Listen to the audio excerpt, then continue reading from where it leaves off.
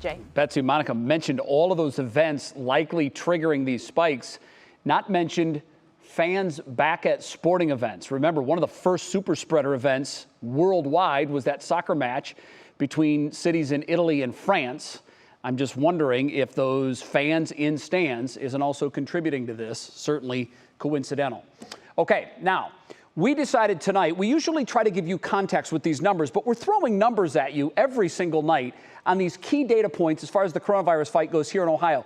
But we wanted to give you a little extra context tonight. How is Ohio doing against our neighboring states? Brandon Simmons has been living in those numbers all day long, and he joins us now. Brandon, good Wednesday afternoon to you. How do we stack up against Michigan, Indiana, PA, and the likes? Well, Jay, as you know, first off, I'll be quite honest with you. There is so much data out there about coronavirus, and it all tells a different story depending on how you interpret it, whether you look at total cases in a day, rolling averages.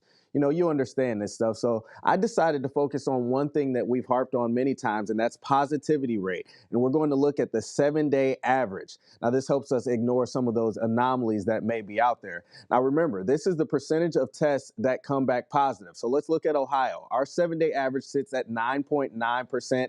Head east to Pennsylvania, the number gets a little lower at 7.2%. But as you go west, it becomes a problem. Indiana and Illinois at 11 and 12% respectively. But here's where things get really, really scary. Look at the more rural states like Missouri, Kansas, and Iowa. The numbers grow exponentially at that point. Missouri at 26% almost, Kansas up at 41%, and Iowa the worst with a 7-day average of 49.2%. That means 1 out of every 2 people tested comes back positive. Now, states like South Dakota have also been above 50% at times, although they don't average that high.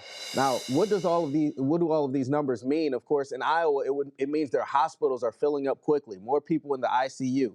Death rates are also going up, and they've also had more than 100 outbreaks in long-term care facilities. So what I'm trying to say is Ohio isn't as bad as they are, but we can definitely get to that point. So we have to make sure we take precautions to keep this virus, Jay, at bay. Now, one more thing that may be contributing to rising cases to the west, of course, is they've already started to get that really cold weather that keeps people indoors, keep them from going outside where things can be a little bit better, where you can practice social distancing. But we have to know that winter is headed our way, and we have to be extra careful to make sure things don't get that bad, as we've been talking about over and over. Yeah, it might be too late for that. When you take a look at the positivity rate, Brandon, this is stunning.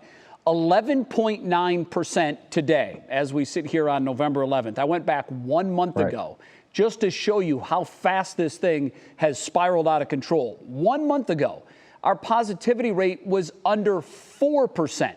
3.7%. So in the span of 1 month, we've jumped 9 percentage points. I had a healthcare provider tell me this afternoon, it's literally like trying to battle a forest fire with a single garden hose. This thing spreads quickly and it gets out of control. That's why we have to listen carefully to what the governor says at 5:30 and follow his guidelines. Brandon Simmons, yeah, thank you very much. We need everybody to participate. Absolutely. Brandon, thanks.